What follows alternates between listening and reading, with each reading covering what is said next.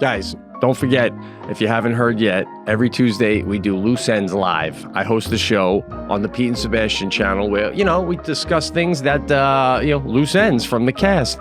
We also get into other stuff. Me and Cans do this video thing each week. DJ Lou calls in each week. And most importantly, all the listeners can call in. We take tons of calls, face to face. You get to talk to me. Often you get to talk to Sebastian. Every Tuesday for $5 a month, you get Loose Ends. You get 4 regular episodes of the cast, commercial free, and a bonus one. I mean, it's I don't know what else to say, man. You should join us. We're having a lot of fun over there.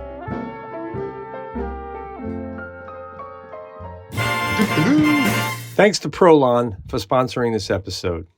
These days, a lot of people are learning about all the benefits of fasting, like weight loss, mental and physical performance, and gut health. But they're worrying about the whole not eating part. And that's exactly why Prolon was created. Introducing Prolon, a revolutionary plant-based nutrition program that nourishes the body while making cells believe they're fasting. Researched and developed for decades at the University of Southern California Longevity Institute and backed by leading U.S. medical centers, Prolon helps promote healthy blood sugar, support cardiovascular health, and reduce abdominal fat. But Prolon isn't a diet. Prolon is a science, baby. Science based on Nobel Prize-winning discoveries in medicine. And this all starts with Prolon's 5-day program. Snacks, soups, and beverages, all designed to keep your body in a fasting state. Wow! It's unlike anything you've ever experienced. Prolon really isn't like any other diet we've tried because it's not a diet. It truly is science. It's so convenient.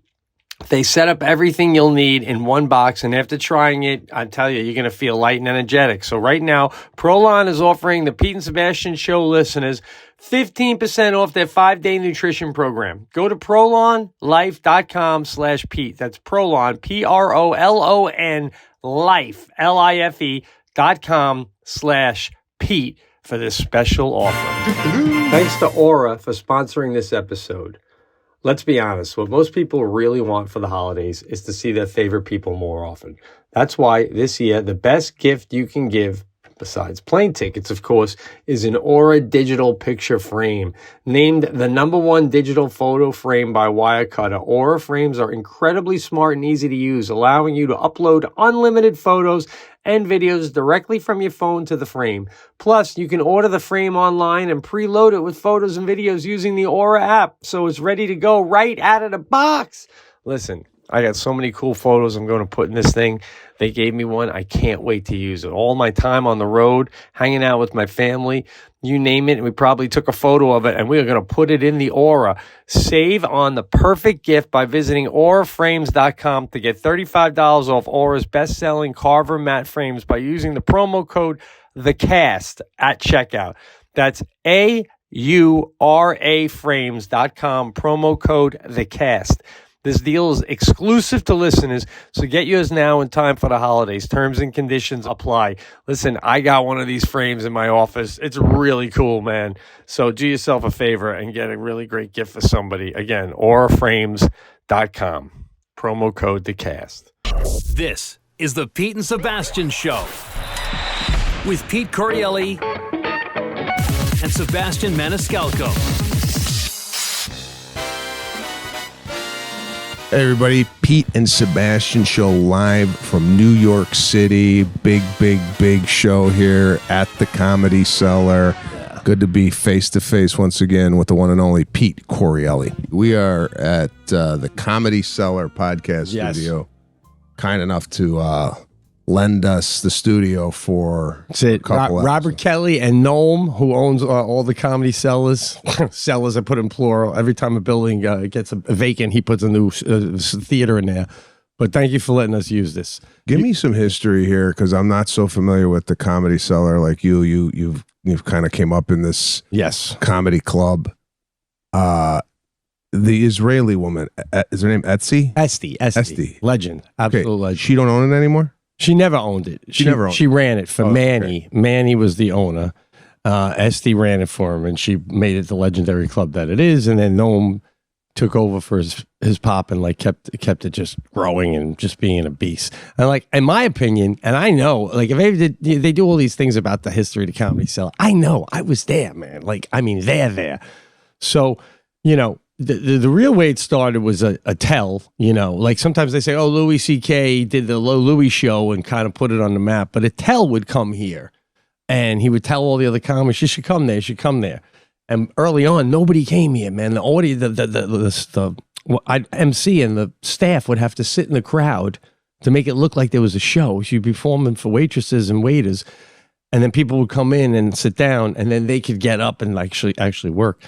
But then the key was Attell started to get like Colin Quinn to come, and then when Seinfeld ended, Colin got Jerry to come, and then it started to really all that started to pop, and then it was like. So by the time Louis did the show here, this place was already humming, man. So this was what 19 in the mid 90s? This place opened? No, I don't. Lou, when did it open? And there was a whole history of it before me. But I'm saying by the time I came and started emceeing here, when I started out, it was like not very popular in comparison to like the Strip. Oh, gotcha. And then now there's no comparison. Yeah, about 1980. Yeah, there you go. 1980. There you go. So we are here. Pete had just done a corporate gig yesterday.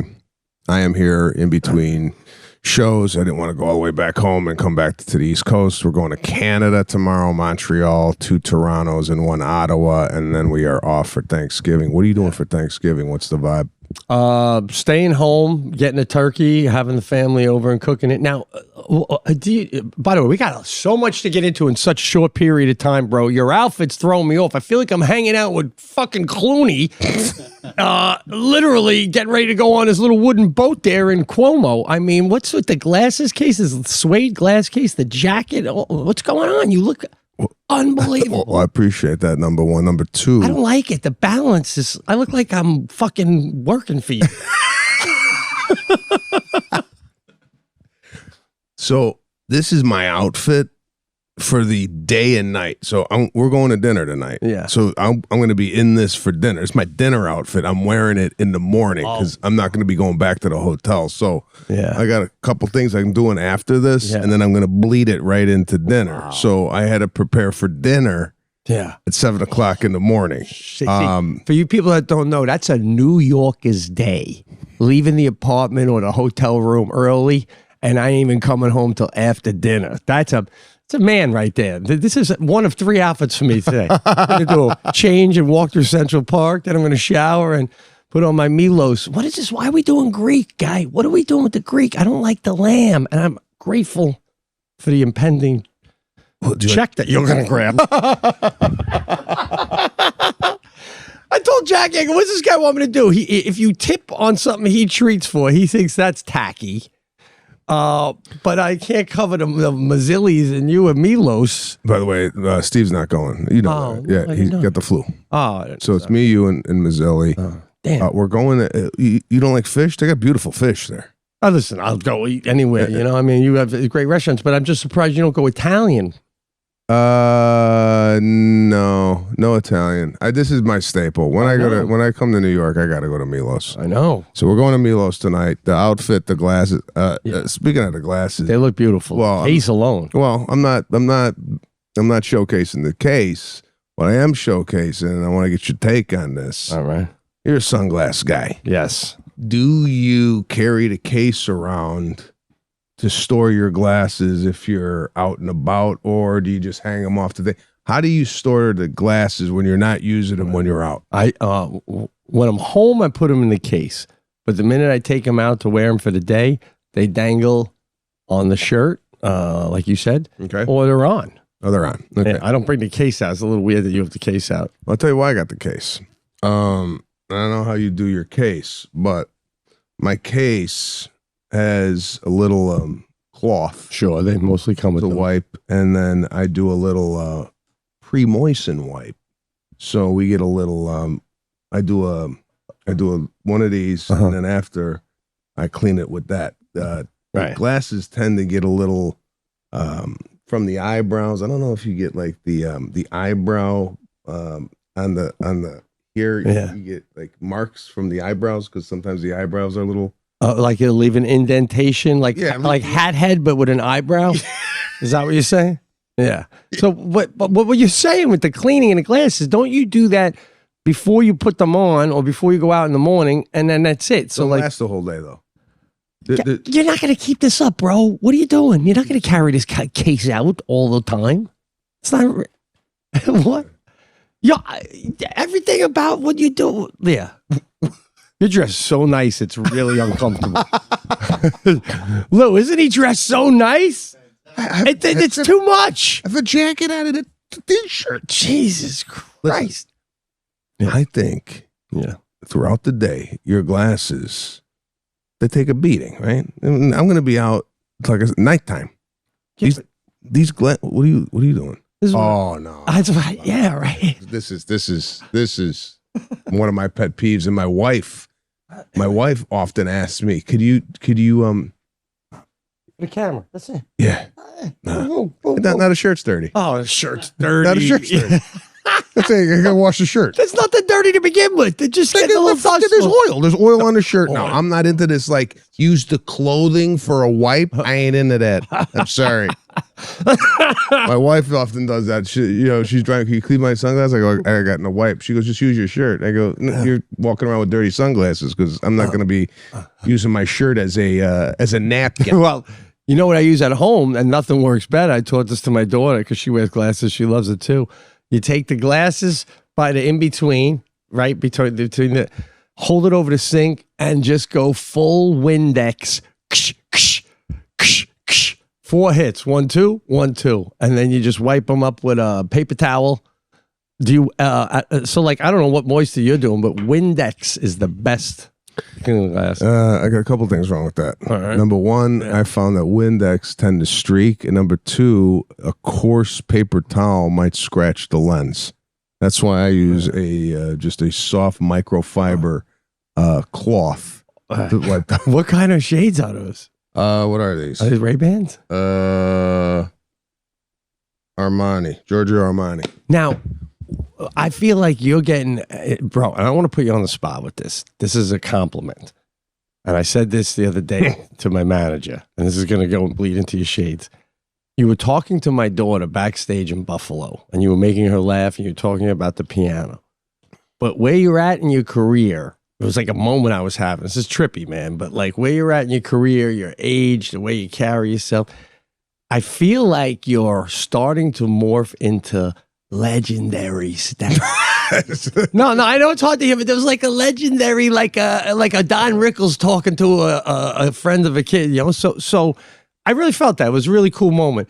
But I feel like with that older status, what's your take on starting to maybe wearing shades like Jack all the time? No one else has pulled that off, and it needs to be brought back. Has anyone else pulled that off? Whoopi tries to, but she fails miserably. But the indoor shades, it was like fucking legendary. What is he seeing? Is it everything yellow? Right? I always wondered that at Laker games. You're right. I don't think anybody, particularly male, has pulled off the indoor sunglass. Right. Other than Jack Nicholson. However, I find that black people could pull it off, and it just looks right. It does. It's right. It's like a shaved head on a black man too. It almost looks like you want to do that out of the gate. Right. Yeah, there's a coolness factor. You're right. There is a coolness factor. It just, I don't know any white male that's been able to pull it off since Jack Nicholson. I mean, I don't know. You think you put listen. Yeah. You put mirrored sunglasses on a Tom Cruise and he walks into a restaurant. I don't think anybody says a damn thing. That just looks good. But do you think that with him, it's a tad bit of look, all right, take the shades off. Like nobody says that about Jack. I've never looked at him and thought, all right, guy, take the shades off. I think Jack might have, and I don't know if we could pull this up, guys. Did Jack Nicholson wear sunglasses at the Oscars? Yes. I'm almost positive, man. I mean, that's bold. That is, and by the way, while I was speaking of this, I had some, I don't know if you call it disturbing, I guess it's positive news, but they were telling me backstage at one of the shows we're doing on your tour, I was talking to a couple of the guys, it was a woman. She was making coffee, and she goes, "I did a private thing yesterday for Stevie Wonder, and blah blah blah." And we got to talking. He can see. Stevie Wonder? He can see. Stevie Wonder can see. I've heard this, but what? False advertising, just weighing the neck like this all the time. And How good could the guy see? they said it's like if you put like cloth over your eyes, somebody in the room then said that there was a woman that was beautiful somewhere that he was there. Oh, that woman's beautiful, and he turned around, looked at her, and turned back and said, "You're right, she is." What is that? I thought he'd have to rub his hand over her face, and based on the contours. Okay. Yeah. Now, if Stevie Wonder could see, do you think that takes away from how good of a piano player he is? Do you think the blindness adds to the lure of, like, this guy's playing the piano, he can't see? Bro, don't we all cheer a little harder at the Special Olympics than we do at the regular Olympics? I mean, yeah, I think he was getting a little bit of a free pass because he can't see. Lou, can I get a Google on that? Can Stevie Wonder see? I don't want to get too ahead of myself on this. There's a video of Stevie Wonder that a mic stand falls and he catches it, which is why that rumor started. I'm sorry, what's your name? I know we met right before the show. Danny, you're already better than anyone we've had working for us for 10 years. Holy shit, the way you just slid right in with the info, you know? I'm kidding, but thank you, Danny. So he caught a falling mic. Yeah, I did see that, and there are some rumors that this man could see, and there's been some videos where he's turned to the right when, or whatever. I mean, there's videos out there that this guy, but what I'm saying, I'd like to know from a trained pianist, is what he's doing on the piano unbelievable, even if he can see? Right. Is he right? Is it, or is it like, oh, he's blind and he's doing it's like? Well, I mean, the music's unbelievable. Let's be honest. Yeah, I mean, it doesn't take away from what I hear when I hear him sing. But do you think other blind pianists, like a Ray Charles, for example, is going, this guy's a fraud? Guy's coming over into my lane, and he's got 20/20. What the fuck is this? Okay, thanks to Prolon for sponsoring this episode. Are you aware of the revolution that has taken place in fasting that helps weight loss, mental and physical performance, and gut health? It's called Prolon. Introducing Prolon, a revolutionary plant-based nutrition program that nourishes the body while making cells believe they're fasting. Prolon is fasting with food. That's right, it's fasting, but with food. It all starts with Prolon's 5-day program. Snacks, soups, and beverages are all designed to activate your body's fasting state. It's unlike anything you've ever experienced. With Prolon, you get everything you need prepackaged and ready to go. Each order of Prolon's 5-day program comes with 5 boxes labeled by the day so you know what to eat each day. Support metabolic and cardiovascular health and change your relationship with food in just 5 days. Prolon really isn't like any other diet we've tried because it's not a diet. It's truly science. It's so convenient. They set everything up, all you need in one box. And after trying it, I'm telling you, I think you're going to feel light and energetic, baby. Right now, Prolon is offering the Pete and Sebastian Show listeners 15% off their 5-day nutrition program. Go to prolonlife.com/Pete. That's Prolon, Prolon, life.com/Pete for this special offer. Okay, thanks to Aura for sponsoring this episode. Your favorite photos are just stuck on your camera roll, right? That's where mine lived. Wouldn't it be great to have an easy way to share and enjoy them with friends and family? That's where Aura comes in. Named the #1 digital photo frame by Wirecutter, Aura makes it effortless to upload unlimited photos and videos directly from your phone so your favorite memories are always within view. Plus, you can personalize and preload an Aura frame for a truly special, unforgettable gift. I'm personally sick and tired of looking at photos and videos on my phone. Too small. I need a bigger screen. With an Aura, I get a nice, beautiful pictures I took an awesome frame. So many sweet and funny and hilarious memories to share right there in that nice Aura frame. Save on the perfect gift by visiting auraframes.com to get $35 off Aura's best-selling Carver matte frames by using promo code THECAST at checkout. That's AURA frames.com. housekeeping.com, promo code THECAST. This deal is exclusive to listeners, so get yours now in time for the holidays. Terms and conditions may apply. We do got to get into a few things here that had happened last week on the tour. Pete was playing a home game. He was in his hometown of Fredonia, and he was driving back and forth to the Youngstowns, the Rochester, the Syracuse, what have you. Brought his family, beautiful family, had them all in his dressing room. I got to tell you, I went into the dressing room, and I found it, I was kind of startled. They were in the dark, and I don't know if you were trying to catch a mood there or what was going on, but it seemed kind of somber in there. Everybody just kind of just sitting there looking at one another. Now, if I would have known that you would have had a group of people coming, we would have, at least brought in a cheese plate or some alcohol. I mean, do you think any of this shit? Like, well, Lindsay actually did have a little cheese plate. She did? Yeah. Okay. But it was like I'm not comfortable with like the hang before the show. Like, you don't like that? Nah, I get way too in my head. There's a lot of moving parts. I just like, I've told you this before, I really like to hang out with comics on the show. That's what before a show, that's fine, or alone. But I don't, okay, my wife and daughter's fine. But so but first Sadie had a headache, so we did that for at the beginning, but then she started feeling better. But I like it dim like that, man. Even when I play on these road gigs with you and I get in the green room, they got the fluorescents fired up. I turn off almost every lamp but one. I like a dim. You know what I'm saying? What a candle on the road. I had a candle in Ottawa, in Winnipeg. I had a candle and I liked it, but I left to go outside, and when I came back, I thought to myself, Jesus Christ, I can't leave it on a lit candle here. What if I burn down the whole fucking arena? The Winnipeg's got to play on the road the rest of the season because I burnt down the arena. Shit. Well, Lindsay has a candle. I think she's into candles. But she seems like she's always around it. But yeah, I mean, like maybe you blow it out when you're not in there. Yeah. But I mean, just like to set a mood, to set a vibe right before the show, you light it up. What's your take on unscented or unscented on the road? Oh, I always like scented, but it's amazing with candles. I find that like the more expensive, the better the scent. Like you can get a scented candle for cheap, and the scent smells shitty. Yeah. So does somebody sniff them and go, oh God, fucking $5. Jesus Christ, I almost threw up my fucking breakfast. Yeah, like I feel like the price is directly based on the smell. Yeah. I think they know the smell before they make the candle.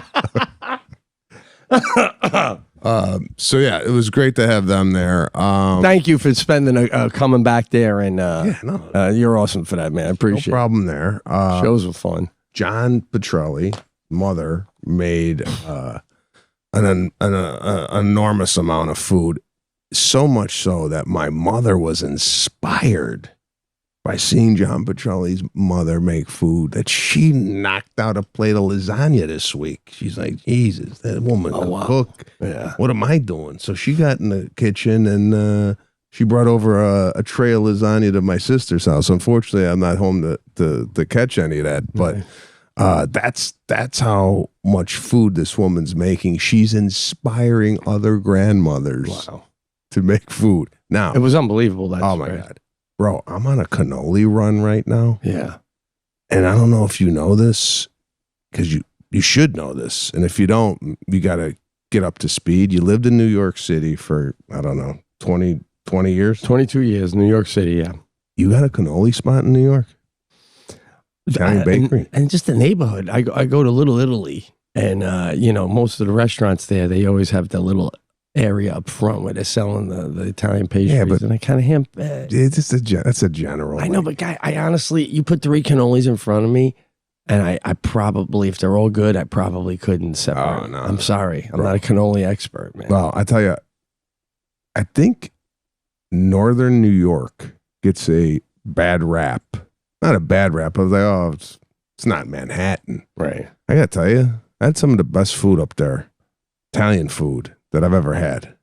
So, and particularly these cannolis, which very gracious of a lot of the people who, one guy, I told John, I go, I got a taste for cannoli. He goes, I told the people that were coming that, we didn't need it. I go, what do you mean don't need? Get the fucking cannolis over.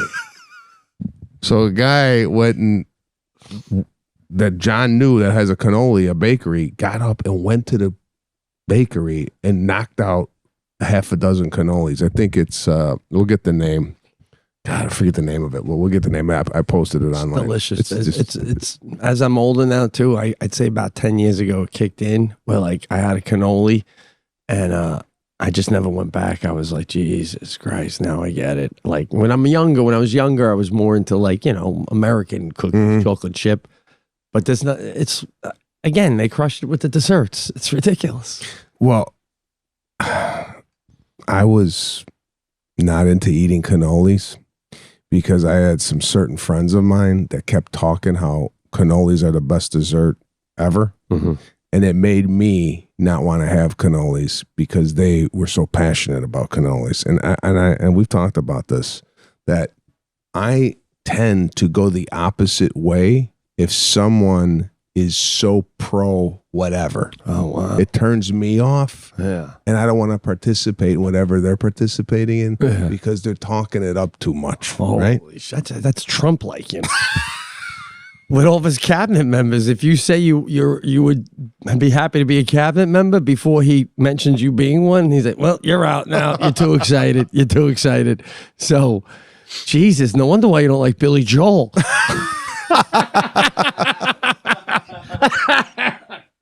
Oh, shit. So, but now you've gotten past that and you're really appreciating it. Is that your favorite dessert? Not my favorite. I'm a chocolate chip cookie guy. Oh, God, you just fucking tainted the whole cannoli discussion. What? Jesus Christ. It's like talking about wine and then going, but yeah, nothing really beats a fucking Thunderbird. No. Come on. Chocolate, yeah. It's not really a dessert per se. It's more like a... But is a cannoli considered a cookie?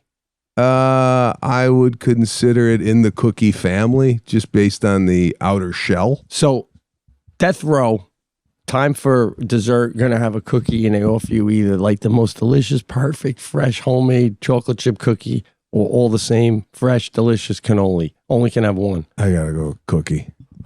Warm out of the oven, chocolate melted, maybe even a little nuts in there, maybe some walnuts. You know what you're saying, though? When you're biting into that cookie before the electric chair instead of cannoli, you're saying, I'm dying as an American, not as an Italian. I don't think so. I think so, bro. Jesus Christ, the cookie? Your Italian fans are rolling over right now. I'm American, though. I mean, it's not like I grew up in Italy. You make it sound like everything Italian's better, and then on your deathbed, you're having a white trash fucking chocolate chip cookie. I have another problem, too, with the cannoli, and you can tell me better. Is it trashy? I'm finding a lot of stuff on the tips that usually weren't the chocolate chip, sprinkle. Like, it's getting a little Americanized now, right? We're going to put... I like a pistachio dust on the tips. And now, would they do that in Tuscany, or would they be like, what the fuck are you dusting? I'd have to go and see if this is something that the Italians, the true Italians, are in favor of. But generally speaking, it adds another dimension to the cannoli that's just not there with just the plain. Well, like The Godfather, when he said, leave the gun, take the cannolis. You think those cannolis had a little dust of pistachio on them? I don't know, but I got to tell you, the dust of pistachio for me is yeah, it does it. They were great cannolis, though. And I think John Petrelli has introduced me to what I didn't realize is there's such a strong Italian community in Western New York. And yeah, really strong. Yeah. So yeah, we were doing the shows out there. We had, I'm kind of upset. What's up? That you were kind of commuting. I know. Because Watt, J.J. Watt, fan of the show, I met him for a drink in the lobby of the Buffalo Hotel. Now, I went down there. This guy ordered, it's about, 10:30, he ordered a pasta bolognese. He goes, I'm starving, right? I actually got jealous because he's at the age where he can metabolize that within an hour or two and just not have it affect his body. If I have bolognese before I go to bed, I gain 7 pounds. Well, you're taking out the fact that at 5 a.m. he's lifting a tractor tire, doing flops with a big tractor tire. I mean, you're making a reservation at Curves to stretch.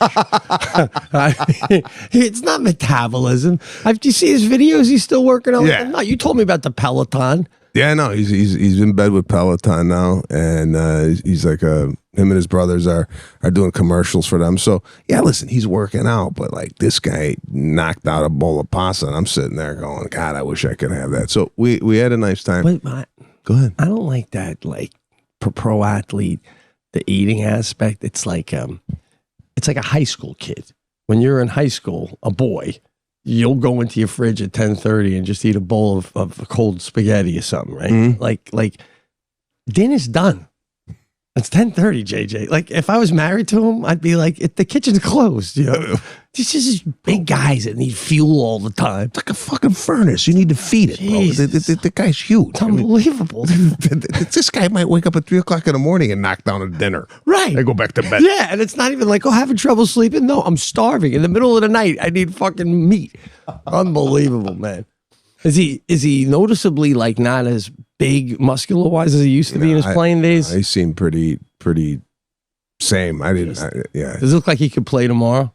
I would guess. Yeah. He had the guys there that he does the NFL Today. They all came down. Nice too, and so we all kind of hung out talking football and whatnot.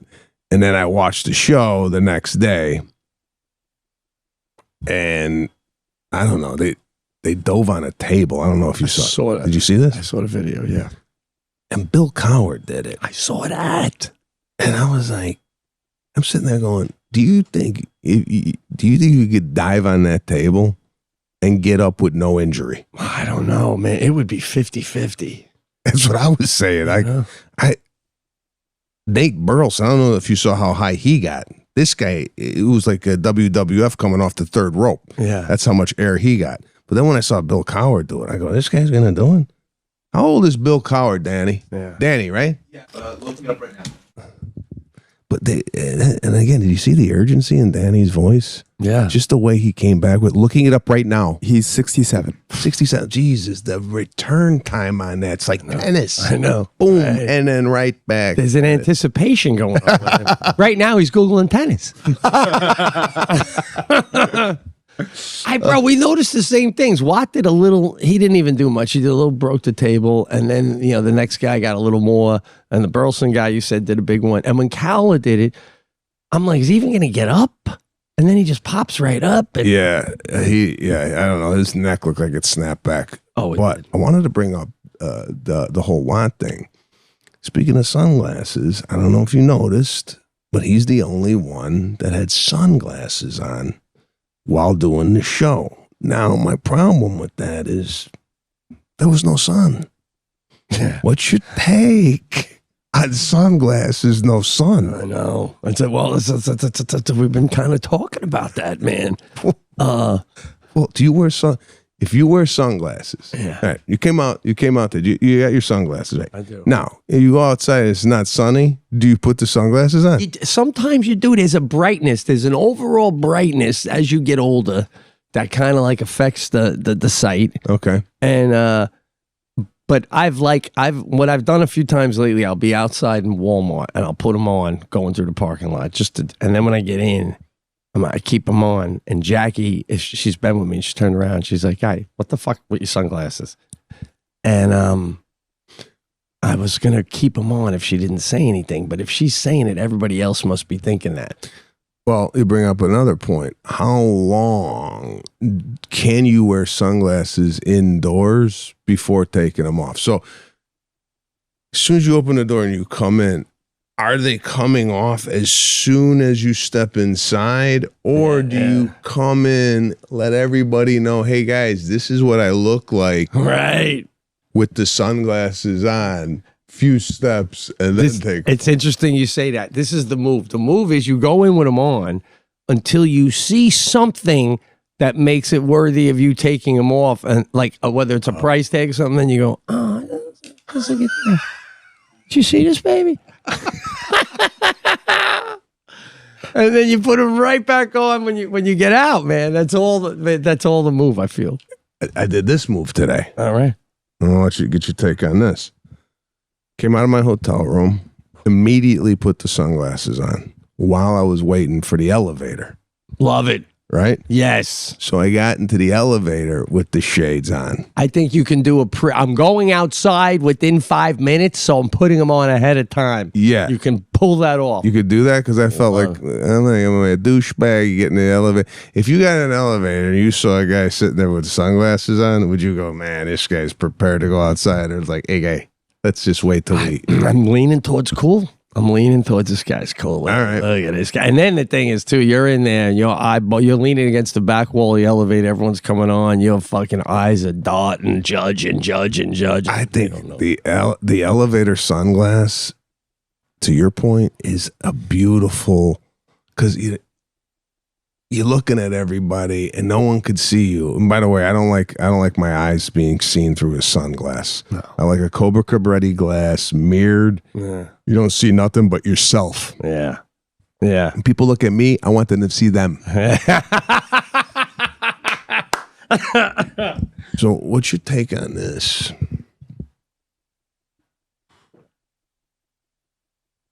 Maid comes into the room, right? Are you ever in the room while they're cleaning?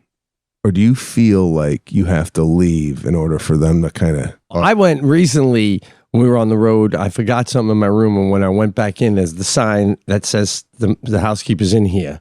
It's on my door, right? Which I don't know why they don't... What are we doing? Why don't we do a wide open door?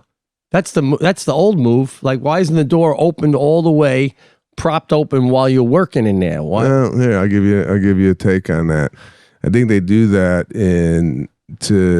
like you pass the room, right? Yeah. You look in the room. Oh, they got a laptop. Steal it next time. You're like, it's more of like you're showcasing the merchandise in the hotel room. I don't want anybody knowing what I got in the room. Right. No. By the way, I have to say this because now I'm remembering it. Yeah. We were talking before about seeing people in the elevator. You know what I can't stop doing lately? You ever do this? I'm looking at people in New York City, weird people, especially people that like aren't homeless, but like they're fucking weird. I'm not interested in where you live, but I'm wondering where people sleep. Like, where do you lay your head? Like, and you're trying to like figure out what's your bed? What's your bed look like? Are there other people around you? I feel like you don't sleep in a room by yourself. Oh, funny, I thought about that myself. I look at people sometimes and go, "Do you got a bed frame?" Right, but dude. That's a great one. I would say half of America doesn't even have a bed frame. And you look at someone, you're like, oh, you're a mattress on the floor. That's what you not. And like, is it like you ever look at someone and go, are you a bed maker? Like, I do not see certain people. Like what? Like I'm looking at a guy yesterday. I'm like, you got to be sleeping in the basement of a fucking bodega with a like. I just don't see a good bed situation. I would almost want to be like, that's a great show. What's your bed look like? Here's $500 if you'll take us to your bed right now. Yeah. We got the cameras. No stopping. No, you don't get 5 minutes to fix it. I just want to see what you lay in at night. All right. So when I first moved out to Los Angeles, I went to go buy a bed. Came with a frame and came with a box spring, right? Mm-hmm. So I set it up, and that was my bed. I didn't have a quote-unquote bed set, which I thought was a little white trash. Yeah. Not having like a proper setup for your bed, right? The bed was pushed up against the wall. Yeah. So the wall was my headboard. That's most of America's headboard. A headboard is a luxury. So I didn't get a headboard until 32, I think I started. Yeah, 32, I think I bought myself actual proper beds. I don't have a headboard. I don't have a headboard now. What do you mean I don't have a headboard? We got a beautiful sleep number bed, and we got this like wall of paneling that we had made, and the bed just goes, that's the headboard. The bed goes right up to that. Yeah. No, bro, it's a beautiful. I listen. I guarantee you, Lou don't have no headboard. Never. No, of course not. Do you think a headboard is something people even think about? Well, you need an ending so your pillow doesn't fall off when you're laying off, beyond your head. But I think Hold on. 90% of America uses the wall as a headboard. Okay, well, I'd like to get the stats on that. Me too. Number two, Yeah. you're telling me you could push off the wall and your bed would move with, like, what's the bed sitting on? Well, the bed's on a frame. With wheels? No, the wheels aren't on it. You know. So it's the bed frame you get with the bed, or it's a bed frame that you bought separately from the actual. It's a bed frame you get with the bed because it's a sleep number, but it's like just a metal. I think it's just a metal frame. There's no wheels on it. It's stationary. Yeah, it's just Okay, stationary. gotcha. Yeah. I would like to know. I would like to interview 10 people and see if they have a headboard. I've had the ones with wheels too. In my younger day, Yeah. Jack and I would fool around. By the time we're done, we'd have to wheel the bed back up against the wall. why? Were you just fucking I said back in the day. Back in the day. I prefaced it. Yeah, there was a time I was a good lover. All right. So, how did we get on this topic? Oh, the bed. Bedboard. Oh, Jeez, okay. you can't say one thing about that. Jeez. The what? One thing. I said, give myself one little compliment about it. Oh, I mean, you're gonna get ripped to shreds. I know. That was a little dirty. We don't talk like that. All right. So where were you going? So I went out to dinner, and I'm gonna get your take on this by myself. Wow. On Monday, I had such a thing. That's what I love about New York City. You fall out of your hotel, you're into a sushi restaurant, right?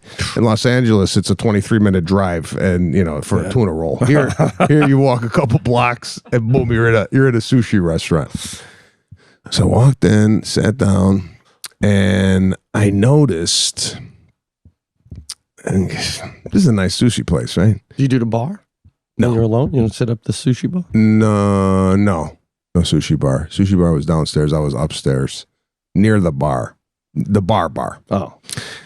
So I'm looking, and it's a revolving door of guys coming in with motorcycle helmets and a backpack. They got like an oven on their back, right? It's a heat warmer. It's all these Postmates, Uber Eats, all this stuff. And they're coming in, right? To collect the food with the thing on the back. And it looks like an F1 pit stop. What the fuck? I'm waiting to get a thing. I got 3 guys in front of me and these packs come off 3-4 feet off their body. Have you seen these things? I have, yeah. New York has to do something with the amount of, I'm going to say, either 1 or 2 wheel motorized vehicles on the road. Right. It's gotten to a point now. I saw a guy on a scooter. Mm-hmm. He had on the back of his helmet arrows of what, like turning signals lit up on his helmet. Oh, so if he turns left, you see it on his helmet. I go, come on, guy. How far are we going with this shit? I saw one guy on a one. You ever see that idiot on a? It's like a unicycle. Oh, the wheel, the one wheel. Yeah, one wheel. Yeah. And he's in a suit. I'm sorry. If I'm running a company, right? And I hire this guy, and I see he comes on a unicycle, he's going the next day.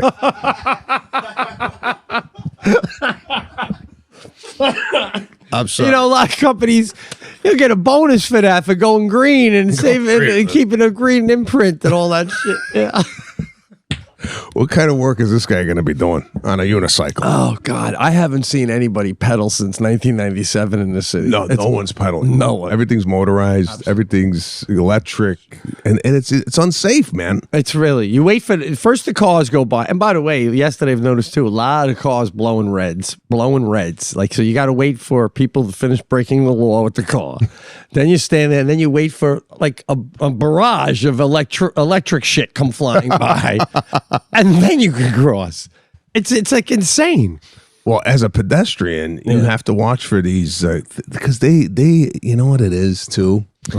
And I don't know if we told I said this on the cast before, but New York has so many people from so many different countries. Mm-hmm.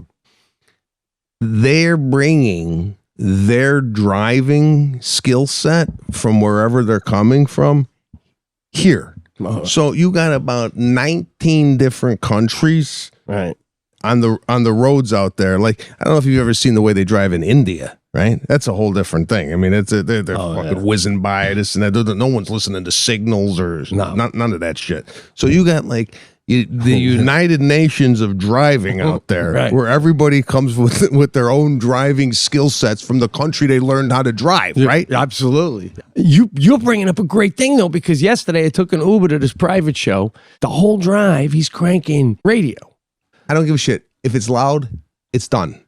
It's off. Well, and they have an option on Uber. I think they have an option. And Danny, quick on the keyboard, might be able to tell us this. Uber Black, you can request that. Okay, so Uber Black, you could request, I don't want you to talk to me. Mm-hmm. I don't want you to put the music on, which I think is... well, listen, you're an Uber driver. Yeah. You get a fare. And it comes up, I don't want any music and don't talk to me.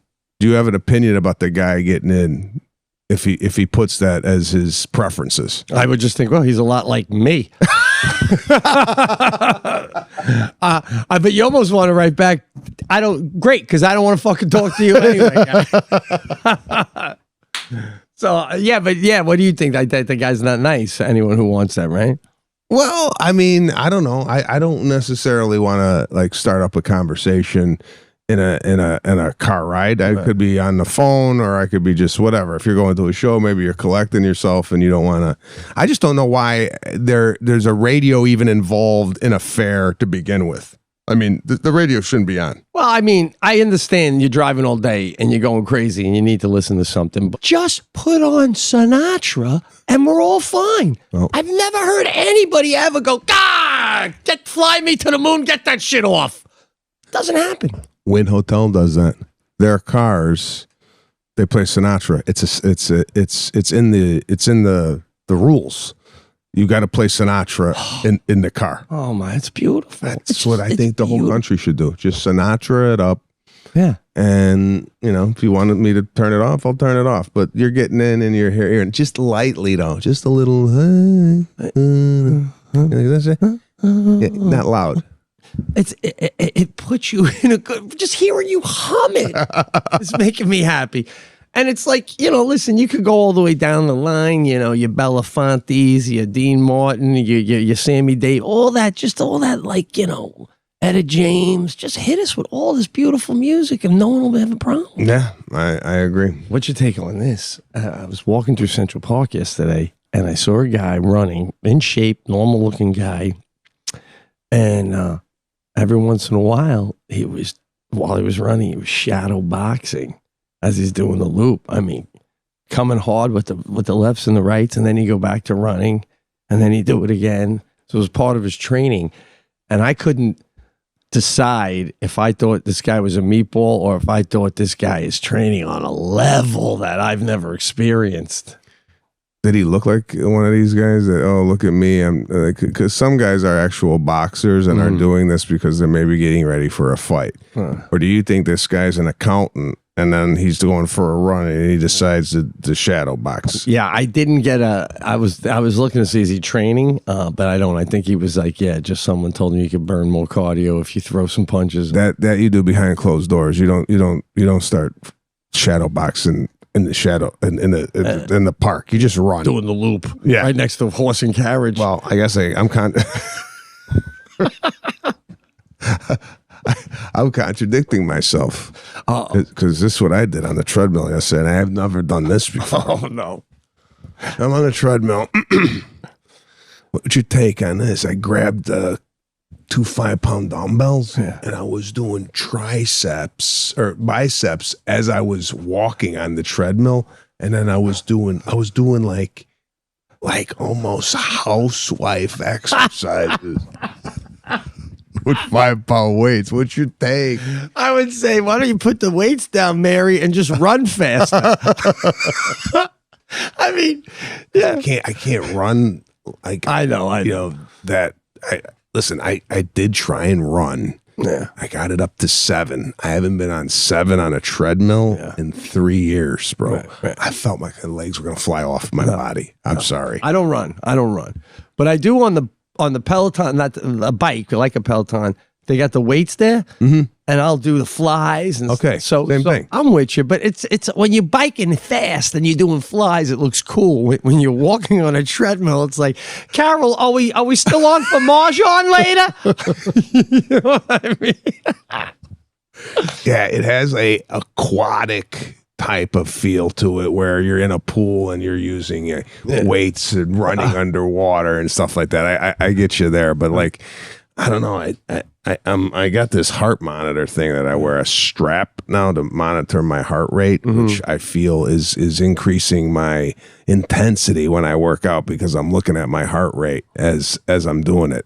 I don't know if you've ever tried this, but for me, I need to see where the heart's at to feel like, all right, I'm at 138 beats per minute. We're cooking now. Yeah. It's good visual for me. It gives me motivation. I highly recommend it. It's called Morpheus, by the way. That's the product. That's Morpheus.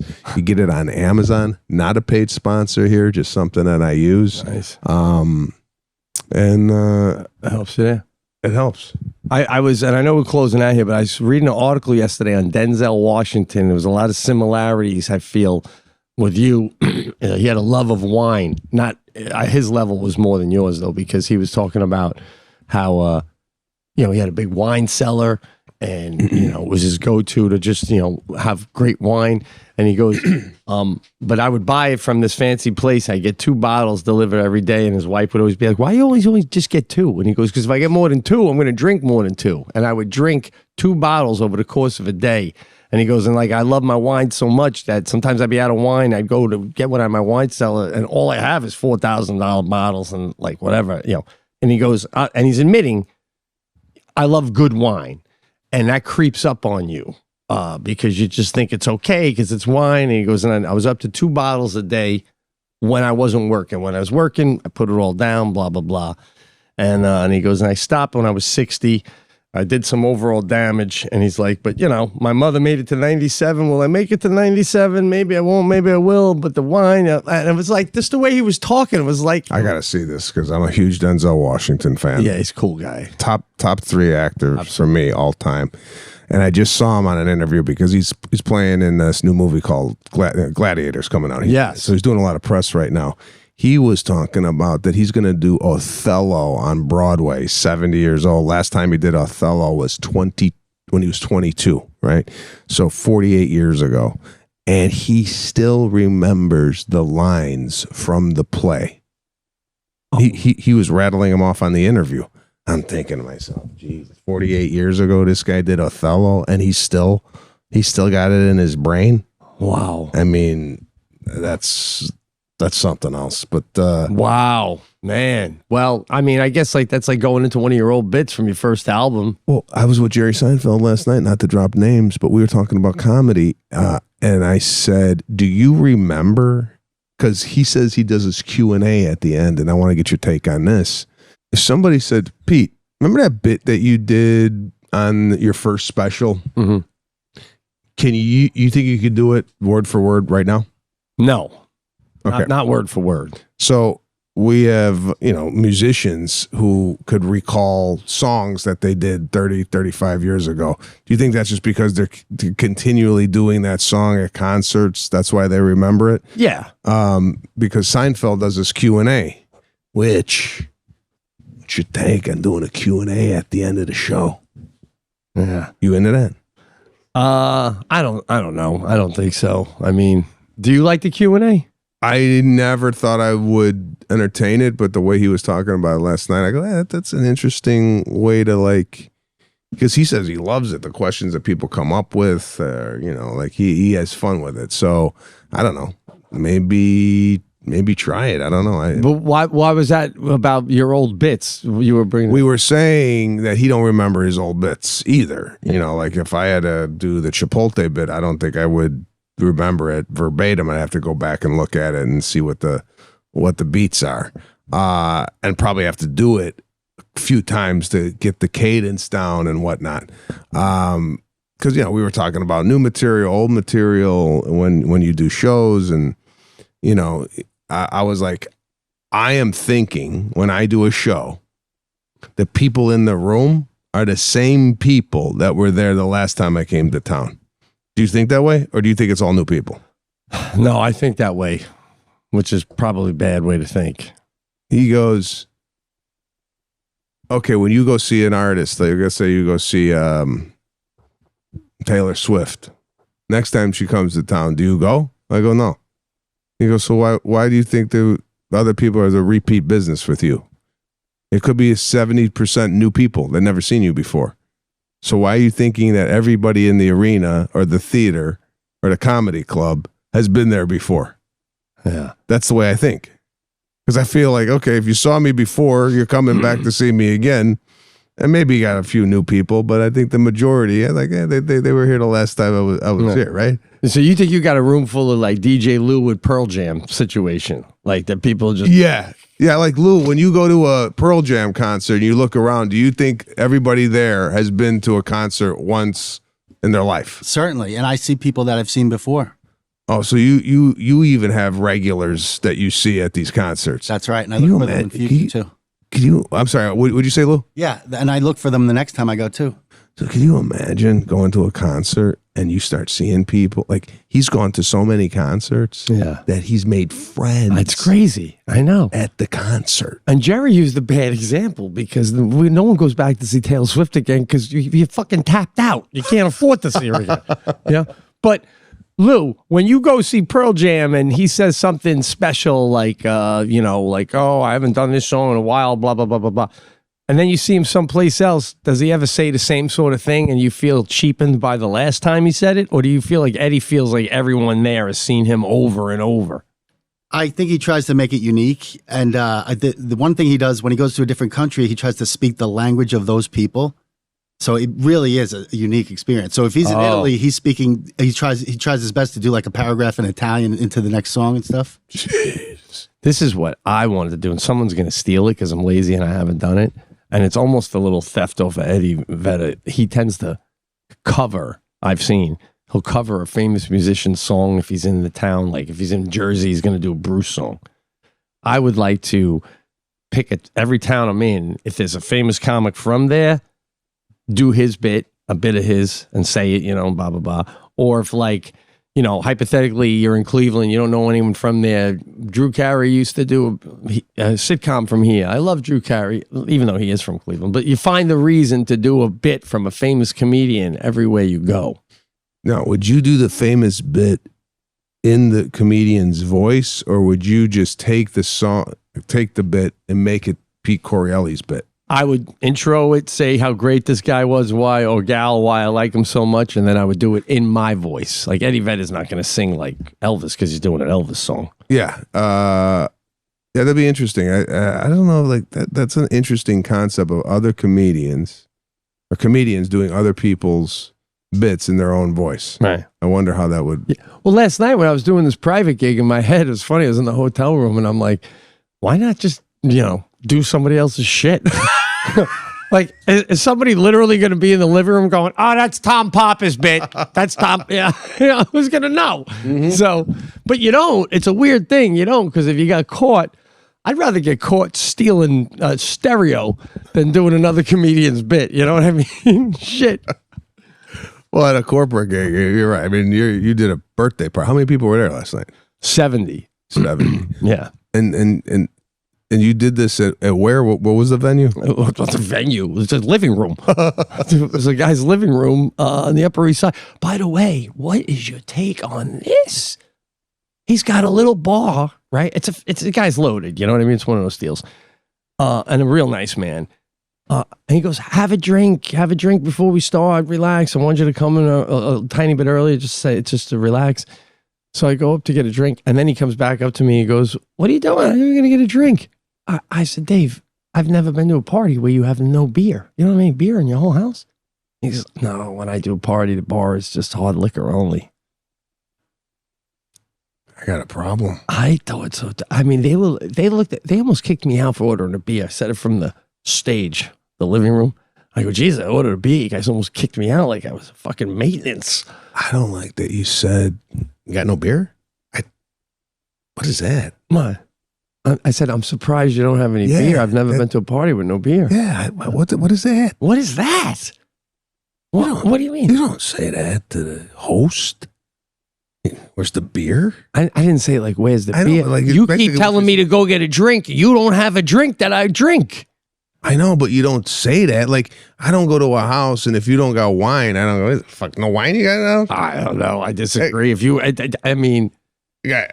beer is like, It's like going to a party and then no dip for the chips.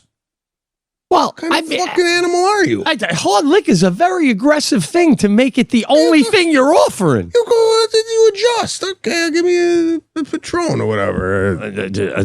Guys, behind the wall, what's your take on Pete bitching about no beer at a party? I would just let it be and have a cocktail and not drink it. That's it. That's it. Goodbye, Dan. Because you don't know how this thing works. Yeah, but I maybe you're right, and maybe geez, I texted him today to thank him for the thing. He hasn't gotten back to me. It might have been We because don't of have the to go and we go, "Hey, I'm sorry, I said that there was no beer. Don't worry about it." It's surprised. I know. I said that from the stage. I said it was classy. I don't like. It's another thing I don't like. I don't like you being there, hobnobbing. I don't like that either. With the people you're gonna perform. You gotta come in like, where'd he come from? Yeah. You're sitting at the bar and people are walking in. And you're like, hey, and then you go up on stage. You might as well be a fucking server. I know. Listen, I was there about 10 minutes before I performed. I don't care. But even that, yeah, you want me to? I want you there. Either you come. Like, was there somewhere to hide if you didn't want people to see you? Basically, not hide, but I stayed right by the door, and no one came near the door. And I was only there like 10 minutes, and it was an event planner. So I hung out with her. But no, I hear you. The lady, when I did that last private gig, and that Eliza, the one who's singing on Broadway. Yeah. They whisked her in, whisked her out of the car, into the living room, straight to the mic. "Happy birthday," sings, and whisked right out. Yeah, me, I'm like eating shrimp in the fucking corner. Yeah. And then when you do the thing, you get out of there. You don't hang out. Yeah, like, was he going to sleep over? Get the hell out.